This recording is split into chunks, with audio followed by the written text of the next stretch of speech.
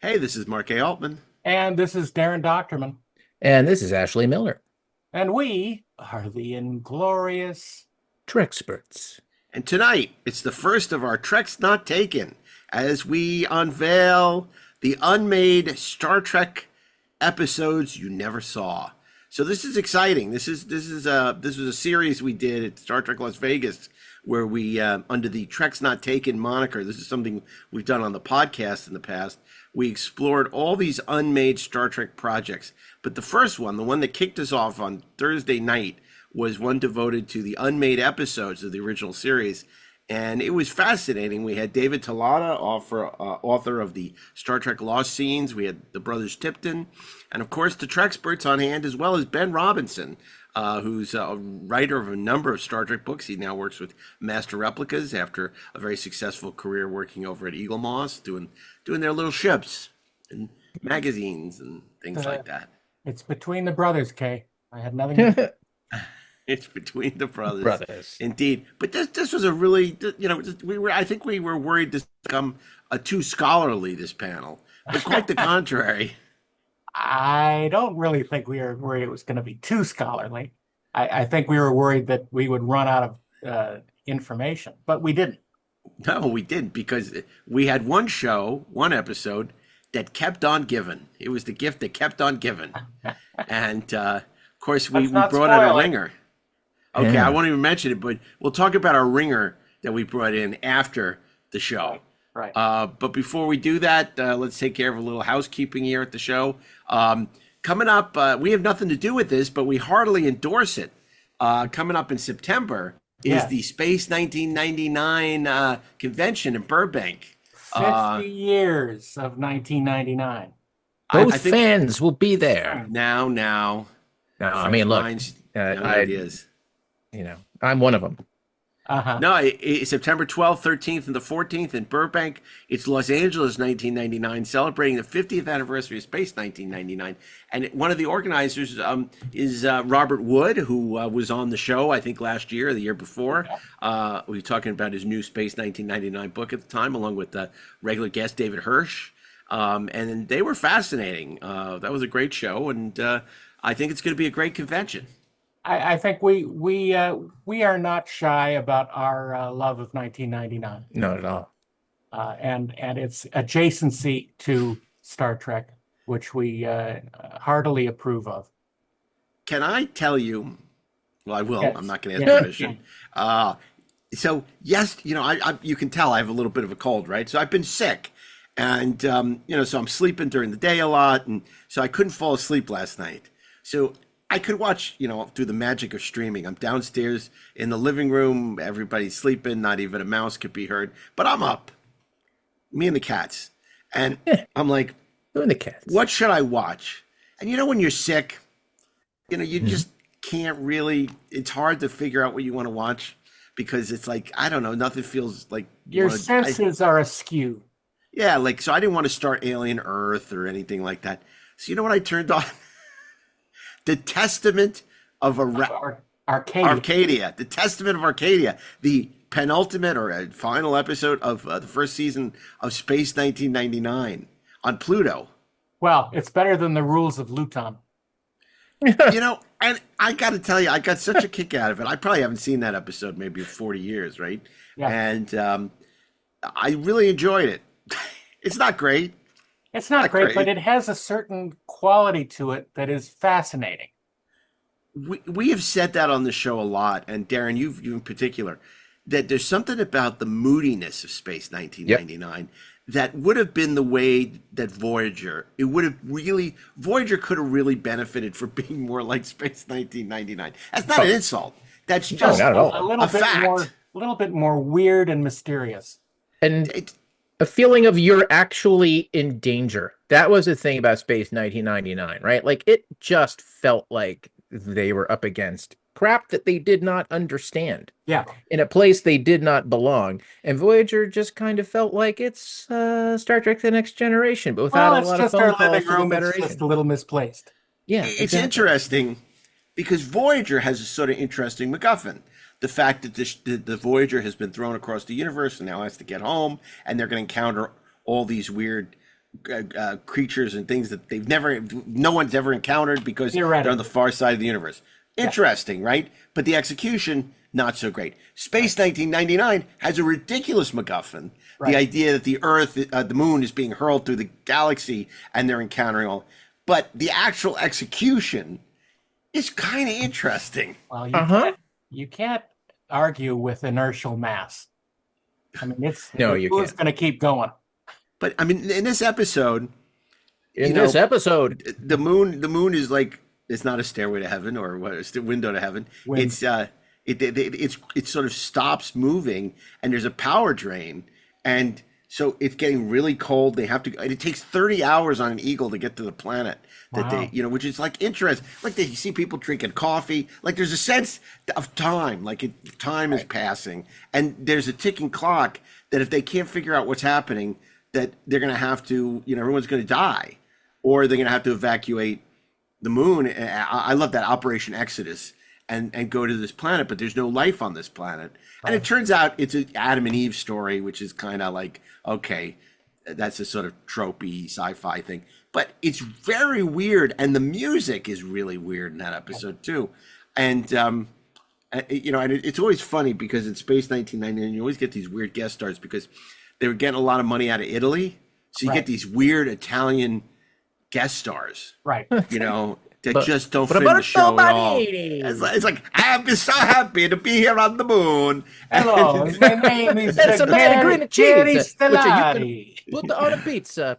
I am Captain Enzo. But so it suppose was who? funny because I'm thinking to myself, this guy sounds just like Emilio Largo.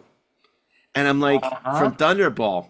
So I looked, And And sure enough, and sure enough, the guy who dubbed him is the same guy who dubbed Largo in Thunderball. You're And a I just bun thought skirt. this is how sick I was last night. It was making me. Sickened me. Yeah, it was just crazy. So anyway, I got I really enjoyed it, and I wanted to watch another one, which is always a testament of a show. Like, oh, maybe I can it's a watch one testament more. of Arcadia. Oh my God.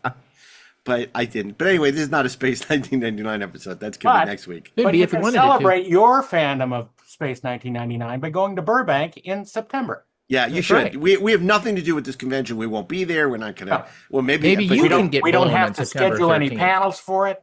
Yeah. But it's going to be great. And if you're a fan, you should check it out because this is going to be a celebration of like-minded individuals who love Space 99, talking about the show they love. And two, we can definitely attest to two of their great guests. Yes. Barbara Bain is going to be there. Nick Tate. We love them both. Yeah. Just fantastic. So they're going to be there. And there's a whole mess of other guests that they have. And I believe they're doing some kind of Star Trek thing on Sunday, but I don't know what that means because there's no schedule posted. Well, It they're just doing says- that because it's Space 1999 adjacent. Yeah, exactly. Oh, right. Yeah. It's like the mirror version of our That's right. convention. Yeah. Yeah. Speaking of, while I was recovering from being sick from all my travels, I watched the rest of that Light and Magic season 2. It's great. Oh, it's so good.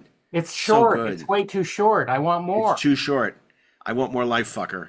Yeah, I know. It's true. You want more light and magic, fucker? There you go. There you go.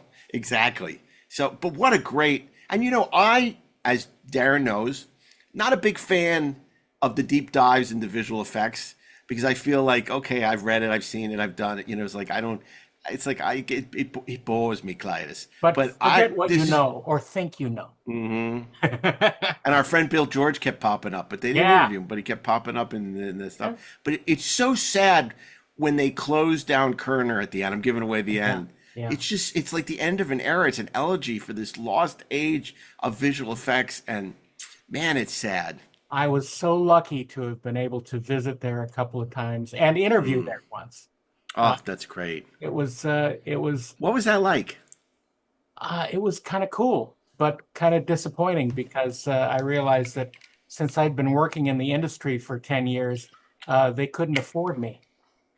So it was sort of sad, but you know what? It's okay because I did okay.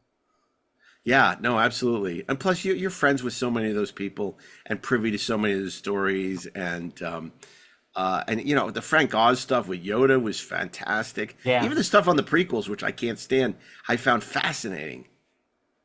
Yeah, I mean, it's there's so much history there that has happened because of the artists and that you have to look at that one group as really pioneers in the entire industry. Yeah, and they're finally getting their due. I mean, because so many of us, I guess, you know, we were inspired by the making of Star Wars when it aired, you know, on Sure. TV. You know, they said, "Oh my God, wow, look at this! This is all this this whole thing, how you make this stuff, and like this sounds like something that we might want to do for a living." And And it seemed so far away. yeah, but the amount of detail and the sense of these people as people, Yeah. you know, Rob Coleman and all these. I really, I can't say enough good things about it. I'm not like a Cinefex junkie. You know, I'm not the guy who would like get Cinefex and like, oh, you pour through everything. It was like, I was interested, but I wasn't like a total nerd or geek But about only this to a stuff. certain point. But man, I love that Light and From a Magic certain point of view. documentary. You know, everybody bags on Disney. But I got to say, you know, there's a lot of things they've done right, and a lot of these specials that they've done, like the Light and Magic documentary, really great. This is the kind of stuff you would have seen as bonus features on a DVD or Blu-ray that nobody does anymore, and phenomenal. But you know, it's sort of interesting. I think they made a mistake on Light and Magic because it does appeal to boys. Yeah. I can't believe that. You see, that was their thing about, you know, Disney saying they're really looking for Stories this IP. week saying they're looking for IP that will appeal to males.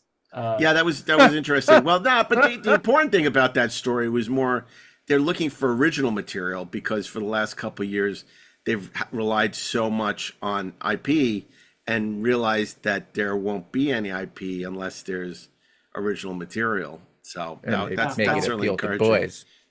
Yeah, but you know, we'll see. Oh, I had such beautiful new toys and I broke them. I need more. Yeah. Speaking You know of what? I'm toys, happy to take advantage of it. you know what I got? You know what I got when we were away? What'd you get? I got from Exo 6 the Gorn. Let me tell you. Nice. That is a new. That. What? I'm not spoiler alert. What? I'm giving away anything? No, It is. no, you're not giving away anything. I know all It's about how great the Gorn is. It's an all-time high. It is just. I mean, they've outdone themselves with this. It is just perfect. It's perfect. That's why I'm so annoyed with all these people. They just want the fucking captains. Who cares? I mean, how many times the captains come out? I mean, yeah, I'm happy to have the captains, but No, the only it's reason like- I'd want Captain Janeway is for her to battle the Gorn. yeah, exactly. I mean, it's these creatures that are so exciting. It's like the Gorn, you know, and I'd like They to put because features in our boxes.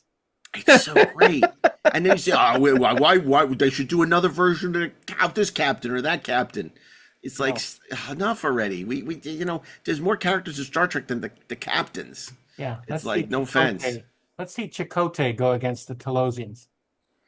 Yeah, and by the way, look, I know we're going to revisit with the Treksperts in training the Strange New Worlds. I watched an episode. I know you don't watch it, Darren. I think but we should watched, change that name, Treksperts in Training. It doesn't. I don't Yeah. know, First of all, it's a Treksperts terrible Junior? acronym, and Yeah, secondly, that's what I mean. Yeah. Oh, yeah, I guess so. I don't. Anyway, our little it implies Strange that New Strange New Worlds Worlds is Star Trek. group of Star Trek New Worlds fans. But you know, I would just say that I watched an episode the other day that just really made me angry, like Hulk angry. There's a cure for that. Don't watch it. It's I don't feel watch like we have an obligation to watch it. No, we don't. No, Okay. we have an obligation to watch Star Watch what we like. Yeah. I'm a big fan of documentary episodes. Like MASH did it really well. Babylon 5 did it well. Battlestar Galactica did phenomenally well because it actually advanced the plot of the show. Where you know has a big spoiler reveal at the end with you know Lucy Lawless. But man, Strange New Worlds did not get the memo on how you do a documentary episode. Did they play the Battlestar Galactica theme at the end? No, but that could have helped. Anyway, I don't want to be. I don't want to be. I'm sure there's a lot of people listening who love the show. Yeah, and don't be that's, negative. That's why we're going to bring the unnamed Treksperts Brigade out to talk about their love for the show. So you all can all sit there and The alternate enjoy. universe Treksperts. Yeah, the mirror Treksperts. That's right. They all have goatees. I don't think Gab K and Zazie would really appreciate the goatee thing. So we'll figure something out. But yeah. So anyway, I don't want to say too much about this episode because I think it's such a joy that we should probably just let people listen to it. Yeah, listen and discover. Listen. And then we'll come back after the episode with a few more thoughts about it. And there's more to tell, exactly. So stay tuned. We'll be back with unmade original series episodes, Treks Not Taken, after these brief commercial announcements. Stay tuned. Today we're talking about great, unproduced, and maybe some not so great, unproduced Star Trek scripts. And to do that, we've assembled a slugger's row of people, starting with, once again, joining us on the Treksperts stage, it's the writers of the IDW Mirror War and many other Star Trek comic books, as well as Star Trek historians, Scott and David Tipton.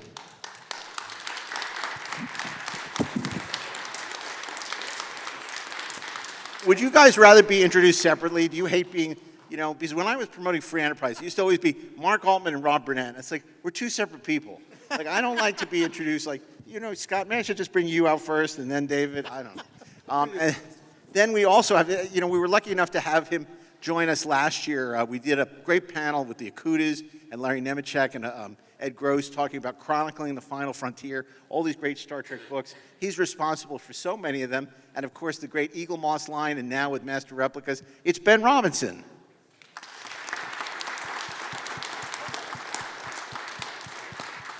And last but not least, the impetus for doing this panel, he is the author of a beautiful coffee table book about lost scenes from Star Trek. If you haven't seen it, it's really terrific. It's a great companion piece to the Roddenberry Vault. It's called Star Trek Lost Scenes, and the author is here from the East Coast. It's David Tilotta.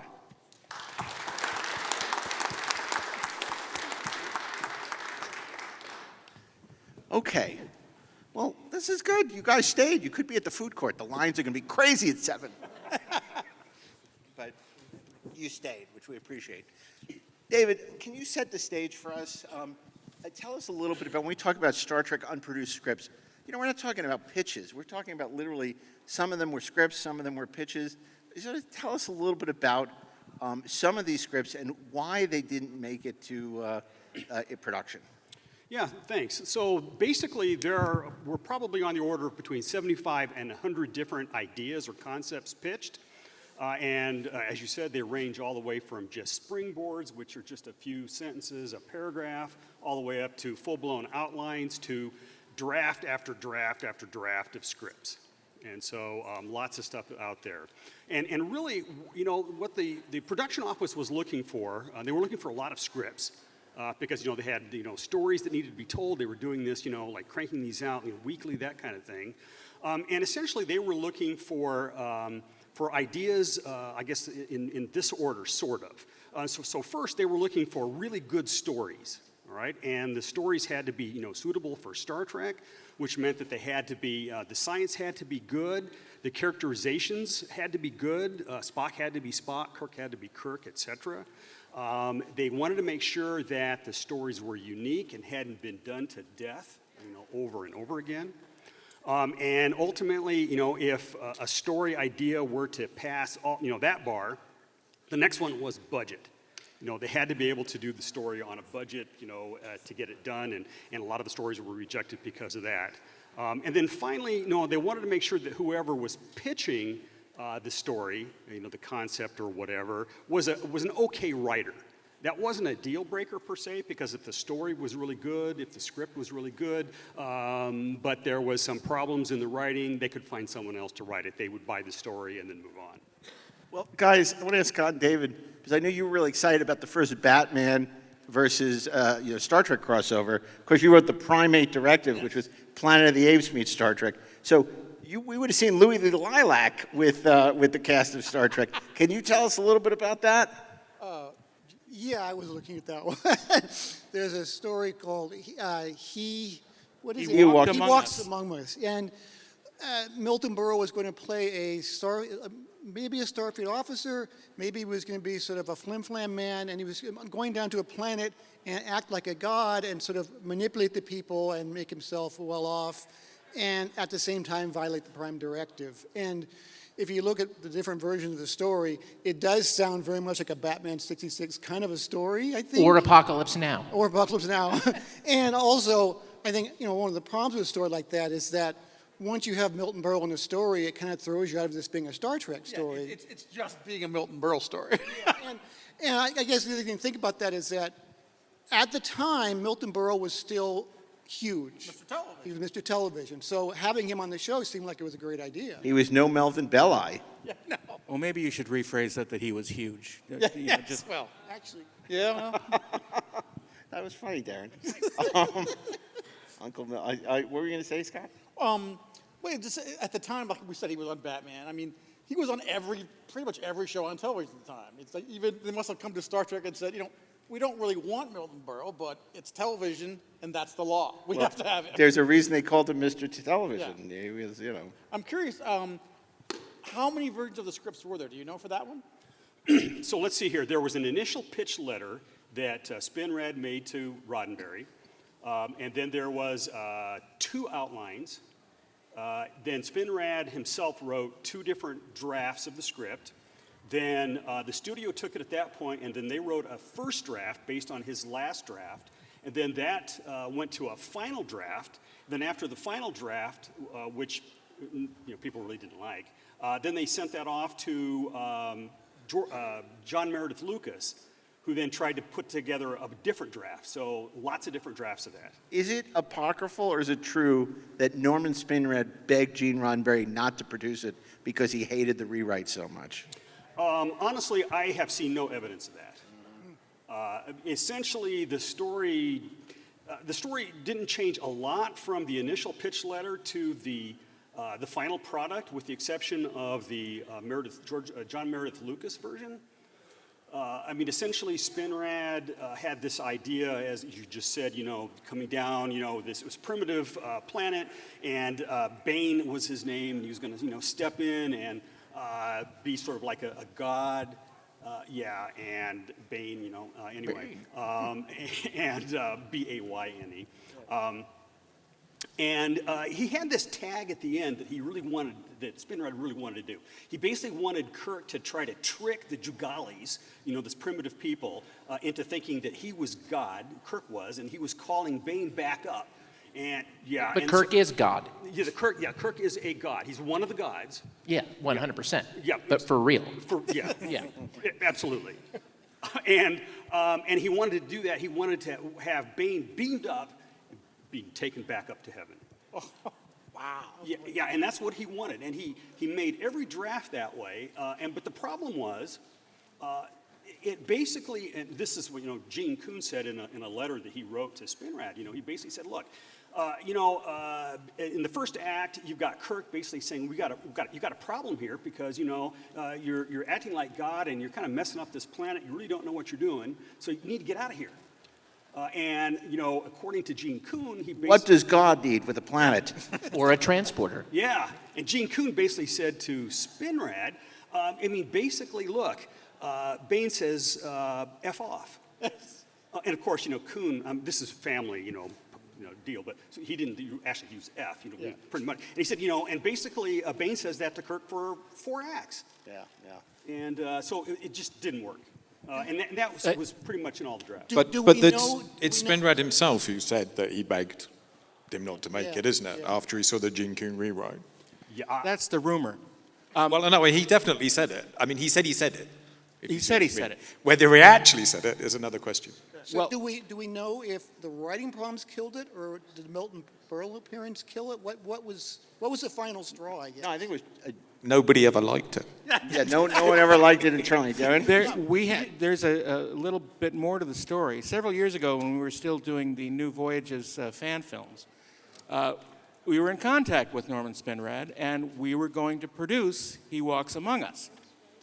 And that is the only time that the studio interceded and said, please don't do this.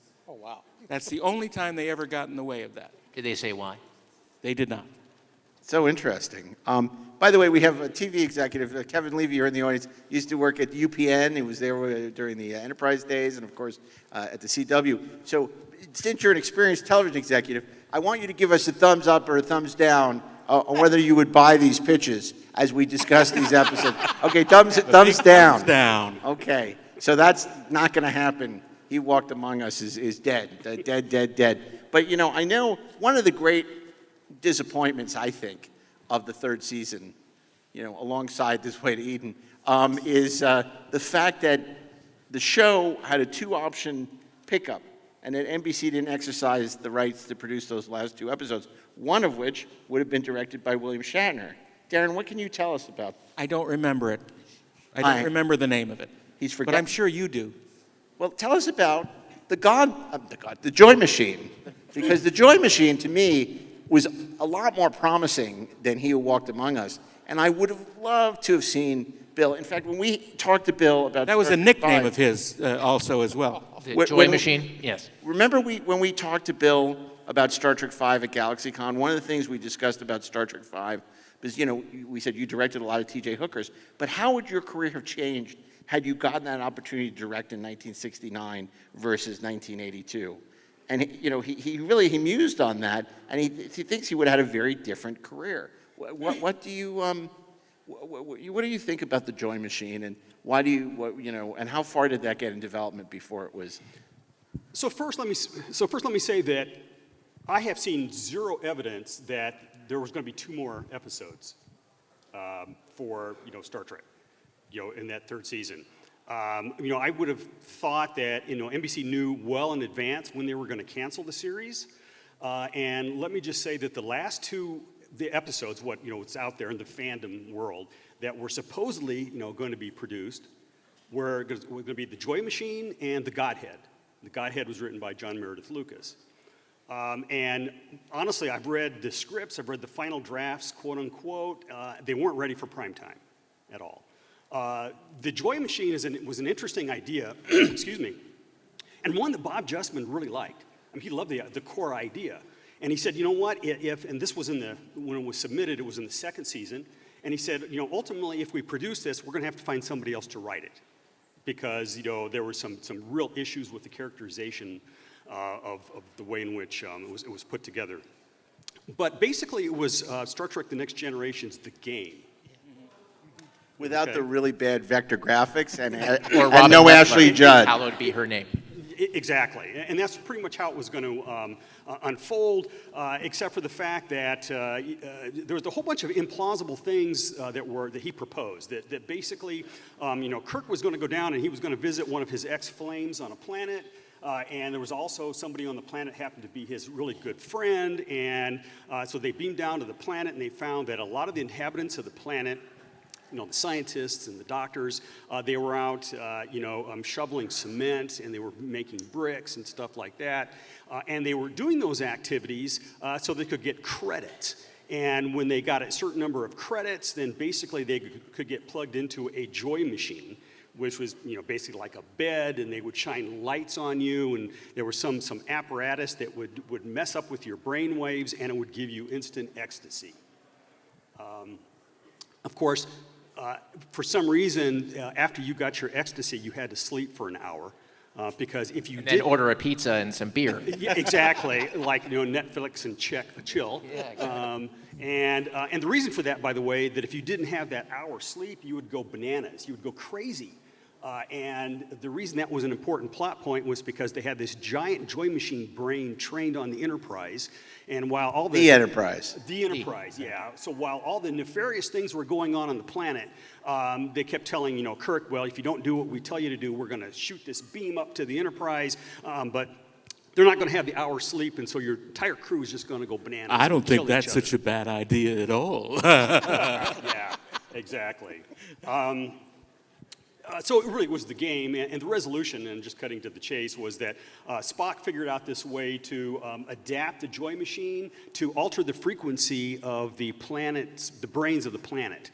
And so essentially, Kirk realized that, these people are addicted to this. There's nothing we can do about it, but we can change this machine so that when the kids, that are growing up have their turn, I guess, at the joy machine, then ultimately they would get no joy. They would just go to sleep. Captain Buzzkill.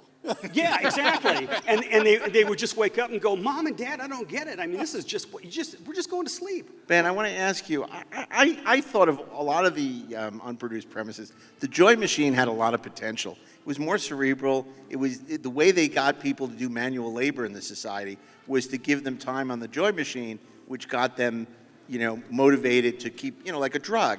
And it was an interesting allegory, and the best Star Trek, it was flawed, it needed a rewrite, but what was your feeling about Joy Machine? Yeah, well, it's an idea that keeps coming back, isn't it? Whether it's, I think, the Dream Pool, the Tracy Torme pitch in the first season, or Workforce on Voyager, the idea that you can get people to work and forget who they really are. So I think that part of it is clearly strong enough. It's just the execution of the individual story.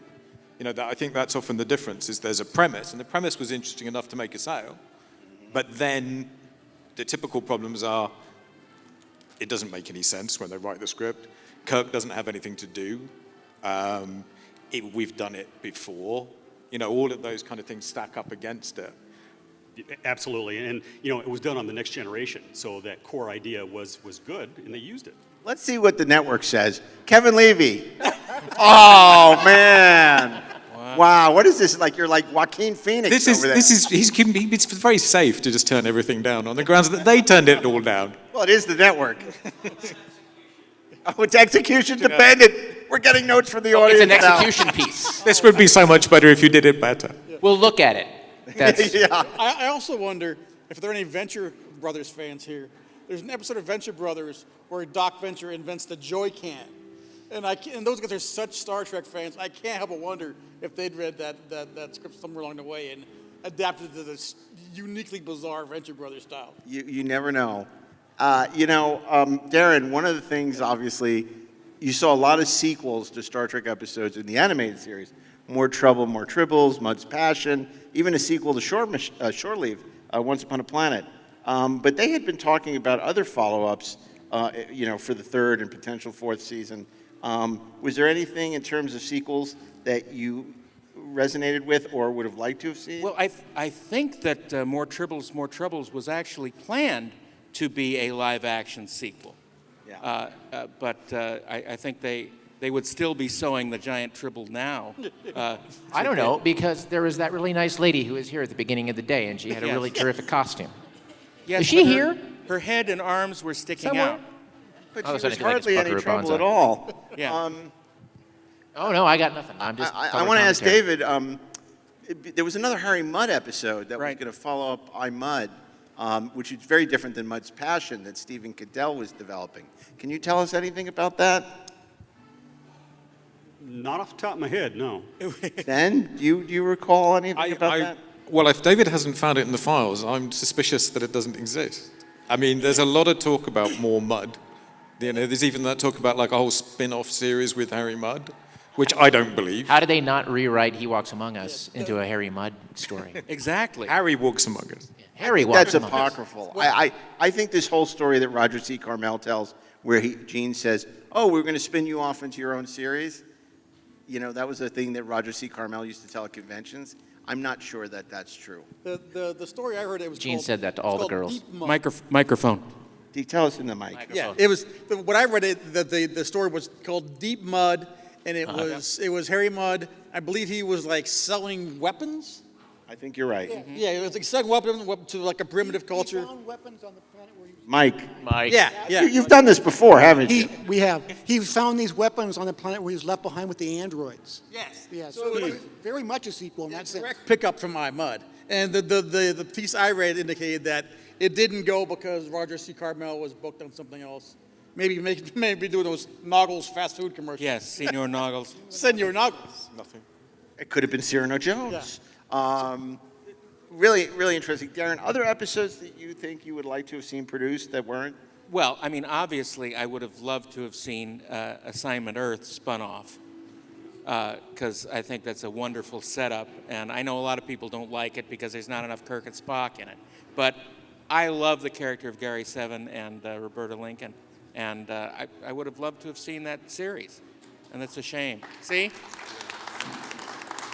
Yeah. People have been saying that for decades now. Yeah. They would love to have seen. It's such a fertile it's sort of the best of Desilu. It's Star Trek meets Mission Impossible. Exactly. So it was a great hybrid of those two shows, and the potential of that show would have been great. And could you imagine, a 4 or 5 year show with Robert Lansing and Terry Garr? That would have been God. amazing. Amazing. Yeah. But the thing is, if you produced it now, you should set it in the 60s. You because could. that's the time frame that the Enterprise went back to. So I don't think there would be any conflict with any of the existing shows. And it can be on this Earth. It doesn't have That's to right. be on Earth That's right. 63. So no, I was going to say it's interesting. So I've not seen any scripts or any information about Deep Mud, so I'm not real sure where that comes from. But it is interesting though that Roddenberry really respected Stephen Kandel, and so if you go way back, you'll find an outline that Stephen Kandel was working on with Roddenberry. It goes all the way back to '65. Called Warrior's World, that basically is bread and circuses of sorts, but it's with a matriarchal society. It's on a planet, it gets really involved, that it looks a little bit like perhaps that was a pitch that might have been used for the second pilot, and at some point they dropped it, and then Stephen Kandel moved over into Mud's Women. Is it like Project Genesis? Very much so, it's the pet shop. Angel One. Yeah. Deep Mud. Kevin, what are we? 2 thumbs up. Whoa! And this is because it has Roger C. Carmel in it. Now it's a game That's show. it. Colonel Gum. Welcome to We Need to Talk About Kevin. Yeah. I was wondering, I was wondering if you know anything more about Devil's Due, which I think was originally an original series script or idea I think that it was later phase on two. got made. Phase two. That was Was a it phase phase Phase two? two script. yes. It was, but Yep. Roddenberry does have a credit on that, right? So I thought it went back all the way to the original. Well, series. he was heavily involved in Phase 2, so he Oh, wrote, okay. he was responsible for everything. John Povell will tell everyone about this. On Saturday. Saturday. Exactly. And then one other that- thought is Mark mentioned one written by Shatner. Do you know anything about that? He would have directed, not written it. Well, there's also a story on the web about he wrote one about a spider web idea. pitched Does that ring one. a bell? Yeah, The Web of Death. That's it. The That's it. Web of Death, Now that was yes. Shatner writing, right? That's correct, yes. Yeah. Now, to be perfectly fair to him, he wrote that about the same time that they were producing The Man Trap. So, people really didn't understand the series really well, and they were learning as they were going. So the Enterprise was out looking for its sister ship, the USS Momentous. And they found it in space, and it was wrapped in a giant spider web. And as they got closer, they noticed a big string, was holding up the spider web and the ship. And they got closer and closer, and then suddenly there was a giant spider there. Bigger than the Enterprise spider. Right, yes. Okay. Yeah, and so they beamed over to the Momentous, and the crew was basically gone. It had been, as you learn later, was eaten by the spider. It was really interesting because everything was bolted down on the ship. And when you read this, you go, I don't get it. But then later, the spider goes after the Enterprise and wraps it up in a web. And writes some pig overneath. Sorry. Okay. And what you, so basically they go, we're stuck here. What do we do? And then they hit on the idea of basically creating a poison. And so they take this poison over to the Momentous, and there's nobody there, and they unbolt everything. And that's important because then they, on the Enterprise, everybody freezes. So when the spider comes down to the Enterprise, nobody's moving, and so the spider goes, well, I guess everybody's dead. And then it goes over to the Momentous, and because everything is unbolted, the spider thinks there's something alive there. So it pierces into the ship, gets the poison, and then the spider's killed. It's interesting that Shatner was involved in thinking about writing stories, but the show was barely even in production yet, right? No, Exactly. clearly he was reading Itsy Bitsy Spider to his young daughters at the time, one too many times, and had spiders on the brain, because that is I mean, he needed the Reeve That Stevens is one to work that spider one brain Go out. to the idea. network and get the network feedback on that. Oh, yeah, Kevin, well, what do we think about the spider one? Yeah, okay. You know No, what? poor Bill. I think the next time we do this panel, we need to get him a gong. Yeah, there you go. Yeah, But it's a exactly. space spider. Come on. You know what? You're going to have to be the one to tell Shatner we're passing. Yeah, that's right. Hey, but to be fair though, as you said, basically they were still sort of feeling their way through the series, and so he was doing the best he thought. Well, this is science fiction. Let's just go ahead and do this. And there were a lot of writers, famous science fiction writers, about the same time having issues with this. Yeah, absolutely. And I was just going to ask you about that because John D.F. Black, was very critical of all the rewriting that was being done on his sci-fi friends. But it was very early in the show, and Gene had a vision for what he wanted it to be. And as a showrunner, particularly in a first season, you need to rewrite. It needs to be your vision. And I think John D.F. Black was wrong, to be honest. So I wanted to say this one thing, though, because there were a lot of famous sci-fi authors who weren't produced, included Richard Bach, who was a huge best-selling author at the time, who pitched a number of things that went into development that never got made. And then on phase 2, he had a script. Yeah. Oh yeah. I mean, Philip Jose Farmer pitched 2 or 3 different things. Robert Sheckley, A.E. Van Vogt, and these were all people that were established science fiction authors. Well, didn't Philip Jose Farmer write the first script idea that became Space Seed? He claims it was. I've not. I've seen documentation of this. Okay. And it's fascinating because it was more of a story of unfrozen Vikings. Civil War. No, this is Civil War. Civil War. But this is the other reason things get turned down, because you're already doing something very That's similar. correct. And the idea of some frozen people is not that uncommon in science fiction. Kevin, frozen people in science fiction. He loves it. Mark Rogers. Because frozen people don't move and don't need to be paid daily. That's right. That's And you what just we sort have, of Mike. You lay want? them in I lukewarm have water for a about funny 3 hours. tidbit. Oh, yeah, from this. Ben, please. John Black. Well, apart from the fact John Black used to write a column for me, and you moved a comma, John Black complained. So John did not like being rewritten in the least. But he also told me that when they were doing The Man Trap, George Clinton Johnson wanted to make Scotty and Kirk best friends because they hadn't even established the Spock-Kirk relationship. And he figured that the chief engineer was like the person who could stand up to the captain, who could say, you can't do that, the engines won't take it, and I'm not doing it. Oh, Bill would have loved that. Oh, Jimmy would have loved that. No way. No, that's really interesting. I hadn't heard that before, Ben. This is what's so great. The show is going on 60, and what I call Trek archaeology, we still keep digging deeper and finding out new things. And that's the fun of, that's the richness of the tapestry of the original series. There's still so much to learn, even now. And, there's such a treasure trove of memos that exist from that era. But, there are thousands of them, and it's impossible to really Hundreds of go thousands. through everything. And that's fascinating. What are some other scripts that were developed that didn't get made, David, that are interesting to you? I've read, 30 or 40 different scripts, so we've got like 4 hours more. We don't. Well, Okay. then I have a question for you. The one I heard about most, even like when I was a kid in reading fanzines, was a story about Dr. McCoy's daughter. Joanna. Well, so that got made. Yeah. It just got changed Joanna a got made, lot. How so? Joanna became the way to eat. Ben, you want to talk about Yeah. that? So Dorothy had written in, I think it's this, David, you're going to have to back me up on this, but so Dorothy had written the kind of backstory for Dr. McCoy in the season 3 Bible. Well, so at the end of season 2, she added this extra stuff about he was divorced and he had a daughter and all of this. And in the way to Eden, originally what happens is that it's Joanna, McCoy's daughter, who comes on board with the hippies, and Kirk's hitting on her. And it causes all sorts of problems. And the network, well, Fred Freiberger, I think at the time, said that Kirk and McCoy were the same age, so McCoy couldn't possibly have a daughter who was old enough for Kirk to hit on. I don't know about that. 6, 7, I mean, So then it changed. Yeah, and it's a shame because instead of being, meeting McCoy's daughter, which would have been really interesting, it becomes about Chekhov's lost love, which is not so interesting. Right. Yeah. Not interesting at all. For the comics, they ended up doing a comic where Joanna meets and falls in love with Zon. Is that right? Yeah, I think so. Who is it for?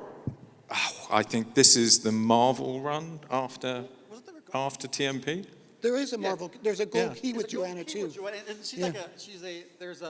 She's an animal expert. Yeah, there's a big monster, a big kind of like between a gorilla and a wolf. A big furry monster with a horn on his head. Yeah. It's a famous gold key cover. Mugatu? Yeah, no, it's not a Mugatu. Oh, okay. It's something weird. Yeah, very Mugatu-esque. It's a Gumato. like. Yes. We had talked about doing a staged reading of the Gold Key comics with illustrations playing in the background. Oh, man. And I don't know, we couldn't decide if we wanted to do it. Yes, we could. You know, my favorite thing about the Gold Key comics is Janice Rand's hair that they thought was a hat. Oh, yeah. There was it was a knitted red hat, so that's how they colored it. They thought it was a beehive. She had bees coming out of it and everything. Yeah, it's crazy. What are some other episodes that we haven't talked about that might be of interest that were developed back in the day for Star Trek? Oh, let's see here. Let me start off with a bad one, I guess, cutting to the chase. Well, Kevin will be the judge of that. Okay, I'm sorry. All right. So this one was actually proposed by Mark Daniels. So Mark Daniels, Director. Directors, Yeah, director. He directed like 14 episodes of the second season. So he'd been around the block, and he proposed this roughly at the beginning of the third season. It's called The Beast, where Kirk and a red shirt, they beam down to a planet, and Kirk gets attacked by a beast. And he's fighting, and the red shirt doesn't know what to do. And so he's watching this, go on. So he calls the Enterprise and says, Mr. Spock, what do I do here? And Spock says, well, and then the teaser's over. And then we come back to Act 1, and we pick it up, and Spock is going, well, I don't know, maybe you ought to just shoot this thing. And he says, well, I can't, because it's too close to Kirk. And so this goes on for a while, and I'm going, wow. And so ultimately, the red shirt just decides to go ahead and stun the beast. But the beast, Kirk is too close, so they both get stunned. So they get beamed up to the Enterprise. They're both knocked out. And but it turns out when the beast got, stunned, he had his hand claw on Kirk's wrist, and it stuck there. And so It's like that movie Together that just came out. It is, yeah, it really is. But not well, but it's kind of an alien thing. Okay. So yeah. Anyway, Not as horrifying. Yeah, and this is a family show, So Yeah. Anyway, so they said, "Well, cut the arm off," and we can't do that because for humanitarian reasons. So they say, Whose arm? They're going to cut Kirk's arm off or the beast's arm? beast's arm The off. beast's arm. So Yeah, Kirk's just going to walk around with this beast arm hanging off his wrist for the rest of his life? for 2 acts. Okay. Cool. For 2 acts. Cool. Yes, he walks around with this beast. There's a security guard trailing them just in case the beast goes bananas. Hang on. He's dragging the whole beast? Or have they cut the arm off? No, the whole beast. It's the whole The beast. whole beast. The beast. Okay. This is not a bad idea. This is the best idea I've ever heard. Wait, hold on. It sounded. Kevin. No, this is an episode of the Orville. Yeah! The network loves it. We're doing it. This Stop sounds- asking questions. This sounds. Yeah. This sounds We haven't more got like to the themes yet. This sounds more like Mark Daniels' revenge against Bill Shatner. What this sounds like. Exactly, yeah. We're going to tie an extra to you. How does it end? Well, so in the meantime, when the red shirt and Kirk went down to the planet, in addition to the beast, they also saw these jewels all over the place. And it turns out these jewels are used as currency on a lot of planets. And so the red shirt says, okay, when I get back to the Enterprise, I'm going to go ahead and basically steal some dilithium crystals, put them into a shuttlecraft, then go back down to the planet and take all these jewels so that I can go ahead and go to these planets and make a lot of money. What would Gene have to say about that, Darren? I think that sounds like a reasonable episode to me. Really. Why did he need the dilithium? Because he wants to soup up the shuttlecraft so that he knows he's going to have to escape the Enterprise. And for reasons that aren't really clear, the Enterprise's dilithium crystals get all messed up somehow, and so they're kind of dead in space. And so fortunately... That's never happened before. So fortunately, this kind of gets resolved when Kirk is walking down the corridor with the beast still clamped to his hand. And they happen to go by a crew member. Hang on, is the beast woken up at some point? Beware or is the he beast, still man. stunned? No, the beast is awake. The beast is awake. Okay, so It's awake. They're very much in love. They're not just. So it's like the defiant ones. He's not really dragging him. He's just like sitting there. And Kirk's like trying to get his coffee, and the beast's like, oh, I've not had. Yeah, exactly. He's adjusted to it very well, the Beast has. Yeah. Well, you know, and Does the beast have pants? And so ultimately, sort of the resolution begins to happen when, you know, Kirk and the Beast happen to walk by a crew member who is an Esper. Esper. No good idea goes on you. Yeah. We got Really? some- Spock hasn't noticed anything, of course. Yeah, of course not. And, you know, the Esper starts to talk to the Beast, and then the Beast at that point releases Kirk. Certainly couldn't have been Spock. I didn't write it. And then clamps onto the Esper. Oh! Yeah. It's very clingy beast, honestly. And it's not a Klingon. No? Right. No, it's not. So we learned from the Esper that the whole reason the Beast was on the planet was to guard these jewels so people wouldn't take them.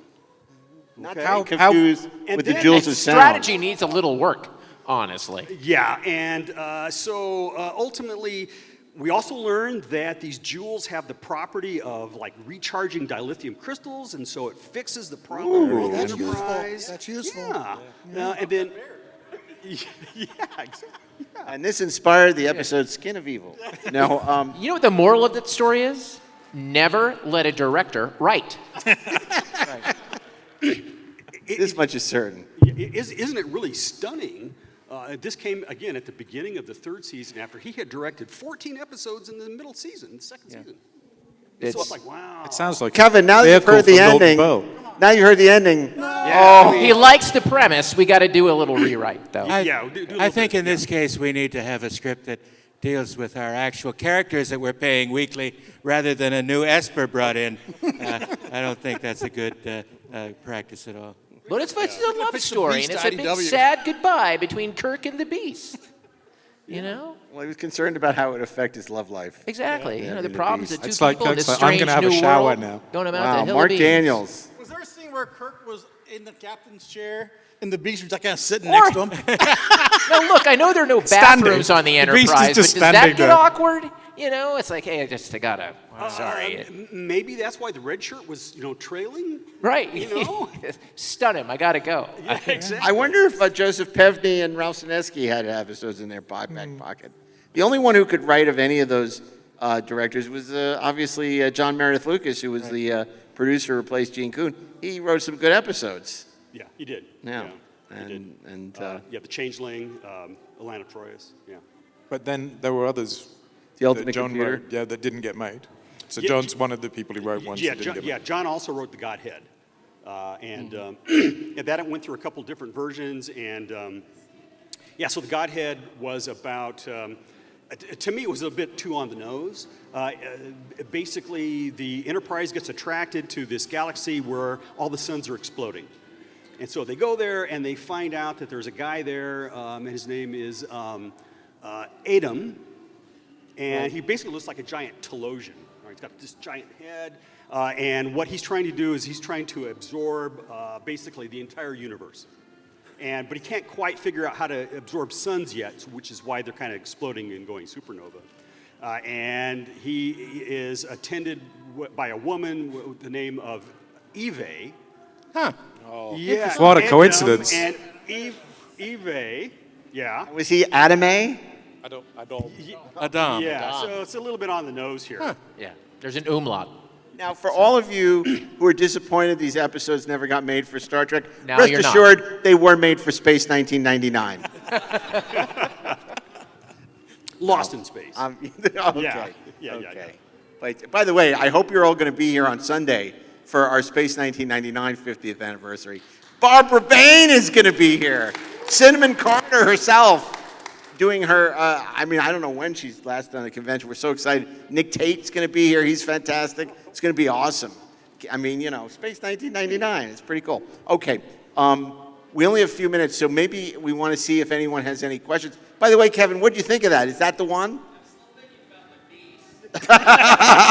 He's still thinking about the Beast. Oh, Well, like a Grogu. that's a true little, for every script, though, isn't it? If we can make the Beast a little cuter, that we can merchandise him or use him in a Burger King Then Shatner promotion. has to walk around like this. Kevin, isn't the He opening used to line, there's a lot crouch of the whole good stuff time. in here, but there's some things I think that we can massage and work on? Okay. The plush Beast. Oh my God!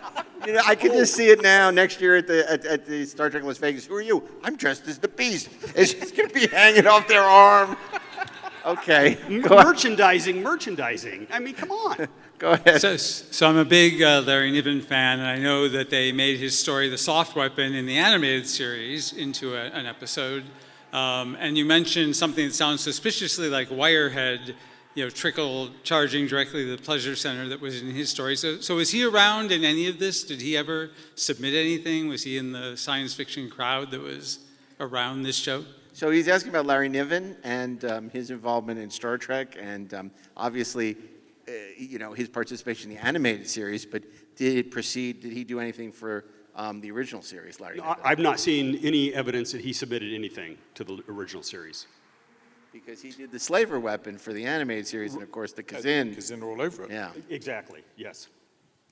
Years ago, I read a book about the making of Star Trek, and I remember reading a section that there was a proposed plot where McCoy and Uhura would go to a planet that was similar to Earth, but things were different, and the white people were slaves, and then the African American people were the ruling class, so to speak. And so Uhura had to take care of McCoy, make sure he was okay.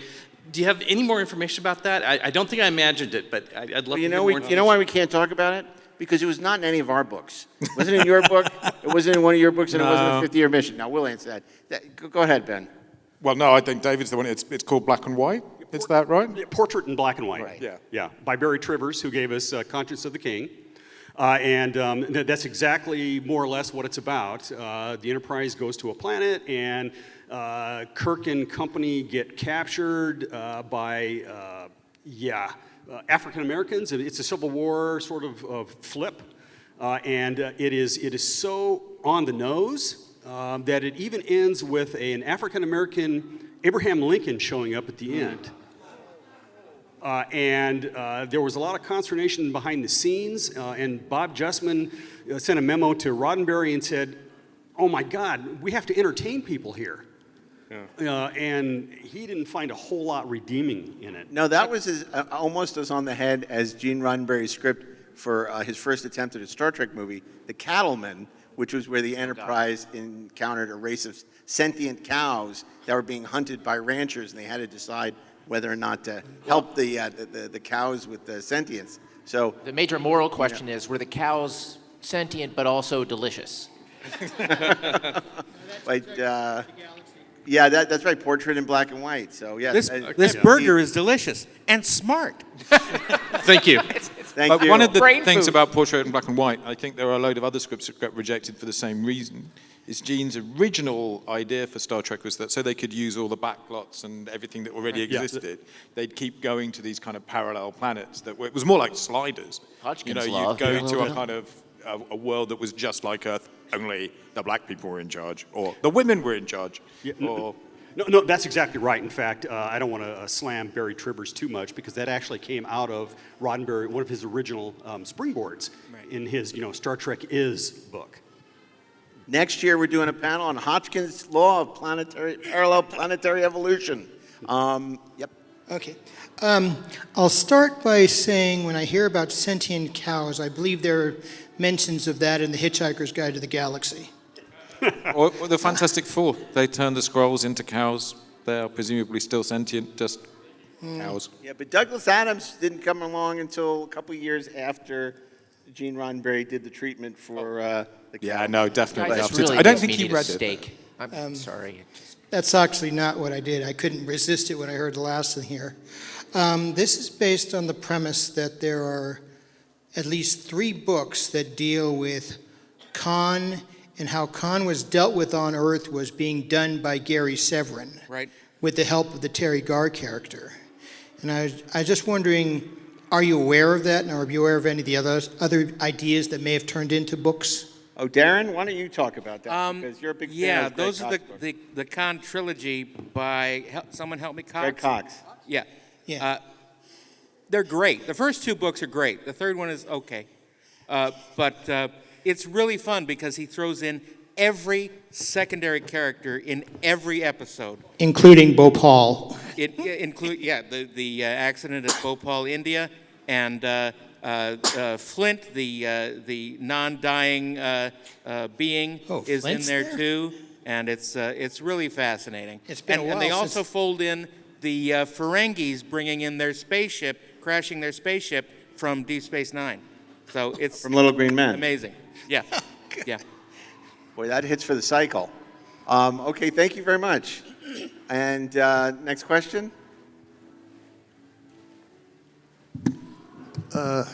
Yes, I'm very fascinated by this episode that you mentioned, The Joy Machine, and I hadn't heard about this, so I was doing a little research on it while you were talking about it. So apparently the outline was written by the well-known science fiction writer Theodore Sturgeon. Mm-hmm. And you may have heard about things like this, but this type of technology is a real thing. And I actually did this at UCLA in the 1970s. So in the rat lab, and I was designing neuroscience experiments there to do exactly this. And it was known in the 1960s. In 1963, there was a neuroscientist named Jose Delgado, and he would implant this device in the brains of bulls, and then in a Spanish bull ring, they showed us films in neuroscience class, and the bull would charge him, and he had a little remote control device, and he would press the button, and the bull would just turn away, because they were stimulating a motor control region in the brain called the caudate nucleus. What we were doing was stimulating the pleasure center, which is exactly what this episode is describing. And it was known, and it was explained to us at the time, that if you gave the rat a little lever to press, it would just keep pressing this all day, all night. Today we call that Pornhub. Yeah, it wouldn't eat or anything. All it wanted was this stimulation. So, of course, the premise is you can overdo it and it can become a destructive thing. So I think maybe Theodore Sturgeon knew about this, and I think it's a brilliant idea for an episode. I wonder if it was more that he was influenced by LSD at the time, because in that era, there was a lot of experimentation. It wasn't called PTSD, but treating people who'd been in Vietnam, but also experimenting with LSD and hallucinogenics. That, to me, may be more of an influence on that episode the MK Ultra stuff. than actually the technology that you worked on a few years later. But that's really interesting. Yeah, and you can do it with drugs, you can do it with electrical stimulation, you can do it with magnetic fields. So there's different ways to stimulate these brain regions. But I think it's a fascinating idea for an episode. I'm sorry they didn't make it. But There's actually a novelization of that episode also. Yes. So that's something, if you're interested in it, that's worth checking out. Yeah, there was a novel written based on that original outline. Was there concern it was a bit too like This Side of Paradise? Where, okay, they're farming, not doing hard labor, but... Yes, yeah, exactly. Yeah, but it's interesting. I think Sturgeon tried to sci-fi that basic idea by, rather than having electrodes, he went ahead and had like light waves and some real weird frequency things. And the production office had a problem with a lot of the logic of that. So at some point they gave the basic concept to Meyer Dolinsky to rewrite. And he gave us, my brain just glitched. Meyer Dolinsky. Yeah. Ben? My mind's gone as well. Plato's Stepchildren. Oh, right, yeah. I had to get there. I had to get into gear. And when he rewrote it, he changed the whole thing over to electrodes. And somehow like a Spock's brain type of helmet thing and on the arms. And so I think he tried to ground that, no pun intended, a little bit better. So, but then, unfortunately, when he rewrote it, he shifted it from a planet to a penal colony, and then the whole episode became too much like Dagger of the Mind. Gotcha, gotcha. Well, I got one more question, which of course is for Kevin Levy. Kevin Levy, how was this panel? Thumbs up or thumbs down? Oh, fantastic. That's great. We're going to series. Is it well told? It's well told. I Okay, want good. to I want to thank so much David Tilotta. He'll be signing his book or anything else you want him to sign within reason at the Treksperts Plus booth tomorrow at 10 a.m., I believe? Yes. 10 a.m. Ben Robinson, you can find him and track him down and hunt him down. I'm easily tracked down because I'm sitting at a table. Master Replicas, if I'm not mistaken. That's right. And of course, Darren, Ashley, and myself will be hosting many more panels over the course of the next few days, and the Tiptons will be signing together, not separately, but together at the Treksperts booth as well at 10 o'clock. 10. So we're so delighted you stuck it out and stayed for this panel. I thought it was really fascinating, and thank you, Kevin, for weighing in with your opinion. And we hope to see you all tomorrow back here on the Treksperts stage. And if you can't get enough of the Inglorious Treksperts, you can always listen to our podcast at Inglorious Treksperts, wherever you listen to podcasts, and now on YouTube. So thanks for joining us, and we'll see you tomorrow. Have a good night. Thank you all. We're back. We're back, baby. We're back. Baby got back. Those were Treks not taken indeed. I've always been fascinated, particularly by the one that Shatner was going to direct, The Joy Machine. Yeah. And I feel there's something in that concept that, if executed properly, could have been really good. I've always felt like it was it missed its calling in the sense that the best expression of that particular dystopian sci-fi warning was social media. Just hooking yourself up to a machine that just feeds you dopamine and makes you stupid and crazy. And could you imagine had Shatner directed back in 68? Well, it would have been early 69. Well, yeah, because he would have directed more. And no, he wouldn't have. much This would have more been like the prepared. last episode. No. But I mean, he would have directed other shows. Yeah, absolutely. Yeah, like and he he could would have have very showed up on- well avoided that whole, dark days of the soul in the early 70s when he was living out of the back of his truck doing bus and truck stuff and doing like these awful, exploitation movies. They weren't awful. Some of them were. They were just jobs. Some of them were. They were awful jobs. But it would have been so interesting if he was a director and was directing episodic television. Yeah. And then he could say, the way you're doing it, it sickens me. Let me show you how. But it was so interesting. But man, I'm still having nightmares about that one episode. Nightmares? I want to see it. I want to make it. The Beast? Come on, man. The Beast. Dude, I just want to see him walking coolest around thing. the ship with this thing attached to his arm. Passed out like it's his best friend who's been roofied and just like, what? How does it? What? And I just want to see the scene where they're like, well, we could just amputate the arm and leave you with this beast arm just hanging. What? What? This is why you don't let directors write. Well, I was just going to say, when we're doing this whole what if thing, the best thing about Desilu being sold to Paramount was that Lucy wasn't still around, where she could say, because, Mark Daniels directed so many of the I Love Lucy's, where she would have said to Freddie, I'd really like you to make this episode of Mark. I owe Mark. He's a good guy, and you should do this episode that he wrote. Yes. And they would have done it because Lucy would have wanted them to do Lucy, no. Lucy, you have some splaining to do. There should not be a beast hanging on a Captain Kirk, Lucy. And it would have got made. And it would have, well, at least poor Spock's brain would have actually been more beloved, because the Beast would have been the new worst episode of Star Trek ever. Well, it would have been rewritten to happen to Spock. No, not by Fred Freiberger. He was a Kirk guy. Remember, they weren't writing for Spock in the third season. He said this is Kirk is the star of the show, and that Spock is a supporting character. That was Freiberger's perspective. Are you kidding? Spock's brain was written for Spock, and it was one of his best roles. Yeah, but Freddie was very clear that it was all about Shatner. That which is why Shatner is the only one of the cast that actually likes Freddie Freiberger. So very interesting, but so many episodes that coulda, woulda, maybe could have existed in another I timeline. would have loved to have seen He Walks Among Us. With Milton Berle. with Milton Berle. Milton Berle. The tripod. Uncle Milty. Amazing. Amazing. Could you Just imagine? the idea of that happening? Louis the Lilac crossed with Harry Mudd.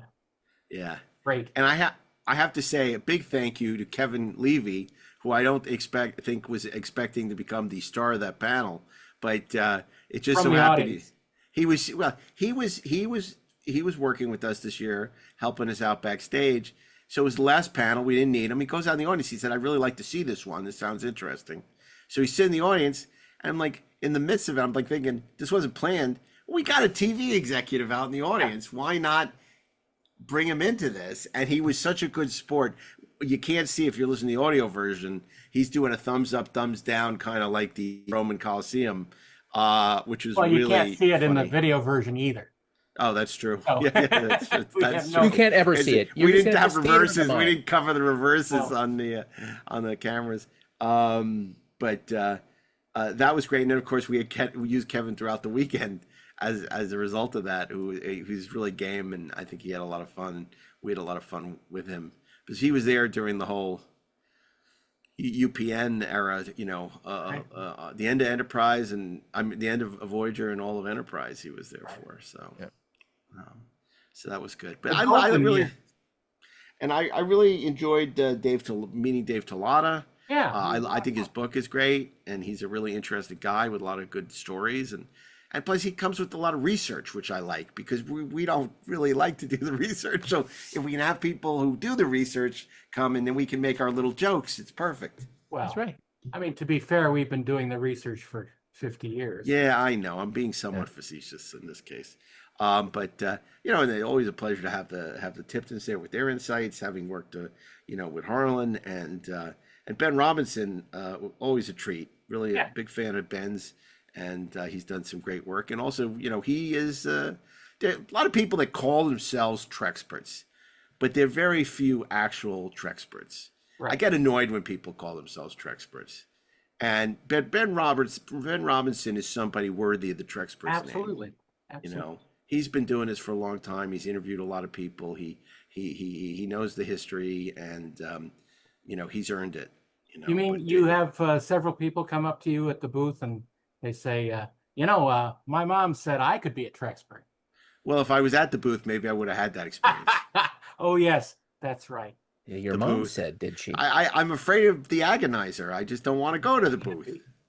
Because it's agonizing for me to be there and have conversations like that. Any booth is an agonizer for Mark. That's right. Oh, speaking of booths, how about this for transition? Don't miss us at the following shows coming up this fall. But these booths I will be at because I These love booths are made for walking. Oh my! And because That's just what we'll do. It's September 12th to the 14th.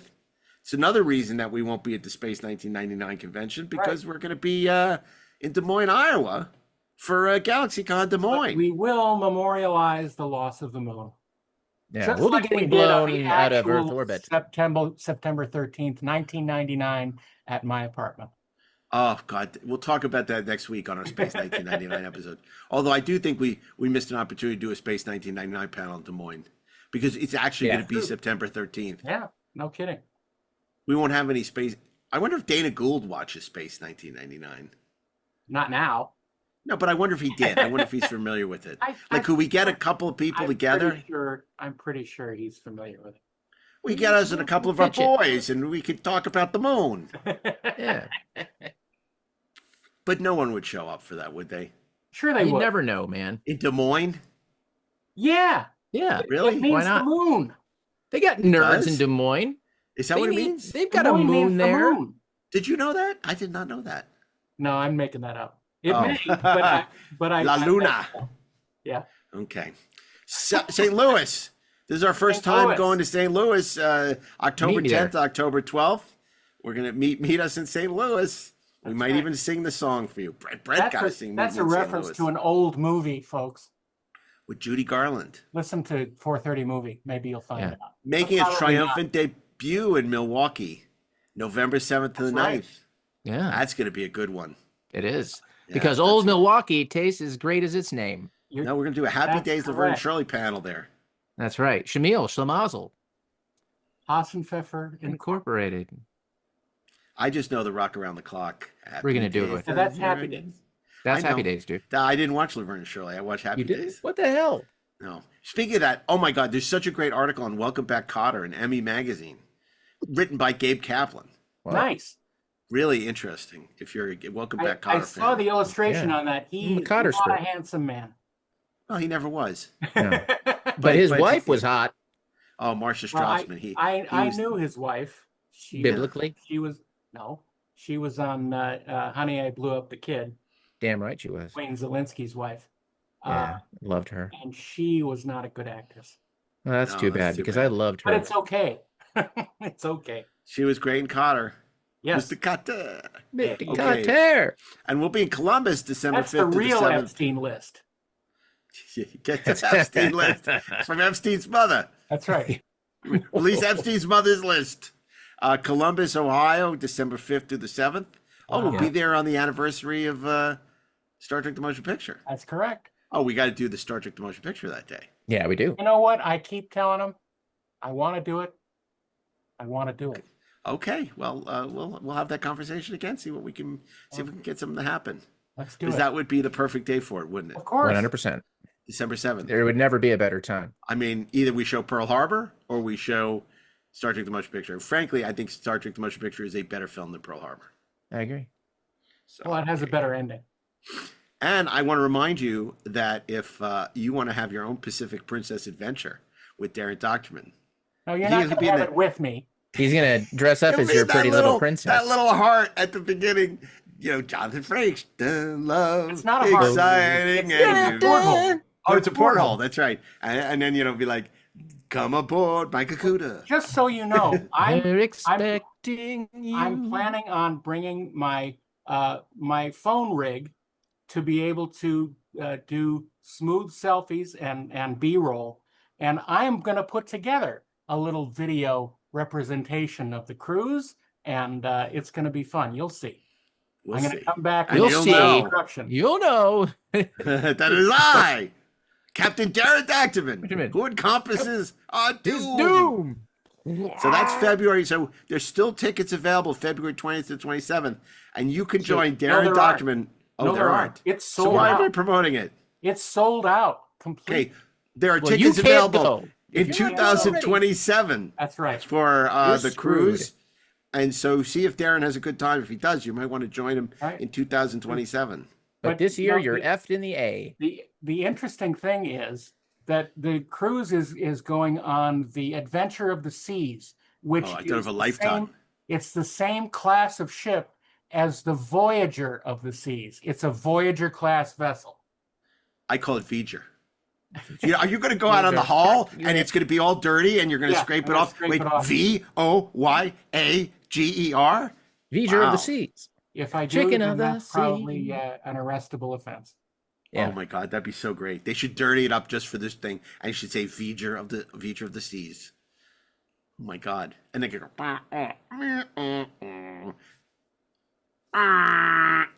No, that's not really how V'ger sounds. I'm going That to is- recording and I'm going to put it. That's how you win an Academy Award in sound design, ladies and gentlemen. That right there. Darren's going to be like, oh, that's a Bananas Foster. I will attempt to melt with it. The Bananas Foster is incapable of this simple feeling. Bananas Foster Brook. Bananas Foster the people. He's going to bring those little things that Aaliyah was wearing and give them out. And everybody can put them on their heads. And he's going to make everybody like sign an oath of celibacy. Well, It's a Star Trek cruise. I'm just going to say Yeah, it's a exactly. Star Trek cruise. It's already happened. I'll just leave it there. Okay. Inglorious Treksperts is a production of the Treksperts Podcast Network. Mark A. Altman, Darren Dochterman, Ashley Edward Miller, executive producers. Brian Mix and Peter Holmstrom are producers. Mark Rivera is our audio sound mixer. He is also the cinematographer for the video panels. Thank you, Mark, for doing a great job. They were able to share these video panels with you on video this year. Like how that works. John Carney is our social media manager, and Inglorious Treksperts is copyright 2025 by Treksperts Plus. It's available wherever you listen to podcasts and on video via Spotify and YouTube. You can review Inglorious Treksperts wherever you listen and share your thoughts with us and grow stronger through the sharing on your favorite social media platform. Or you can email us if you're a little shy at trekspertsplus@gmail.com. or on the Treksperts Discord channel. I went on the Discord channel. A lot of good conversations happening there. You Yeah. should check it out. We should make more of a point of. Join the expedition. I'm going to visit more often because I think a lot of interesting conversations. I've been Yeah, if it's missing out. Indeed, life from lifelessness, then we I should was sick. visit that place again. So, I'm like, okay, I should go on the Treksperts Discord. I was looking for shit to do. So, anyway, I'm not used to, sort of being down for the count. Anyway, the Count Or Chocula. down with a sickness. You going to get Count Chocula for Halloween? You like that Count Chocula? Probably. love the I Count like Chocula. Frankenberry better. You like Blueberry, Frankenberry, or Count Chocula, Ashley? Frankenberry. I mean, when you before you were Count TOS, Chocula. I was the Count Chocula guy. There's also Fruit Brute, Oh yeah, I don't which count is the that. Wolfman. Yeah. Yeah. And I don't like believe that there one. was a mummy one. Ooh. Yeah, but it tasted like dust and death and sickness. Anyway, it's been a pleasure having you all here. And of course, we'll be back next Thursday. And you may have an idea what we'll be covering then because it is going to be That time again. September 11th. So stay tuned for a very special episode next week of the Treksperts. Or is it the Treksperts? Find out. Until then, keep on trekking ingloriously, of course.